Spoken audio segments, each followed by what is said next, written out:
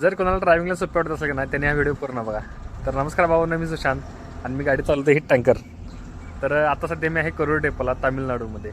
आणि तर महत्त्वाचा सांगायचा विषय म्हणून हे तुम्ही सगळं पार्किंग बघू शकताय. जिकडे बघेल तिकडे गाड्याच लागल्यात. ह्या गाड्या आहेत 100च्या वर गाड्या आहेत. आणि आपल्याला इथे येऊन झाला 11 दिवस आणि अजून पण आपल्याला 8 दिवस गाडी खाली होणार नाही आहे.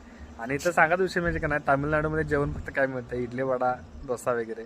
आपल्यासारखं जेवण नाही ना, म्हणजे जेवणाची सोय आहे ना बाथरूमची सोय आहे. तर बाथरूम पण तुम्हाला दाखवतो कुठं यायचं. हे सगळं रान आहे, इथं ना बाथरूम आहे ना काय आहे, पूर्ण पाठीमध्ये सगळं रान आहे. आणि या रानामध्ये का नाही असलं खतरनाक साप निघालं का नाही काय सांगू शकत नाही. तुम्हाला वर एक व्हिडिओ दाखवतो, त्या व्हिडिओमध्ये घोणस आहे. रात्री काल घोणस निघली होती. हा घोणस साप आहे का नाही आपल्या भारतामध्ये सगळ्यात जास्त जीव घेणारा साप म्हणून आता ओळखला जातोय. कारण घोणस साप जर एकदा चावला तर आपल्याला पाणीसुद्धा पिऊ देत नाही, डायरेक्ट खेळ खालास.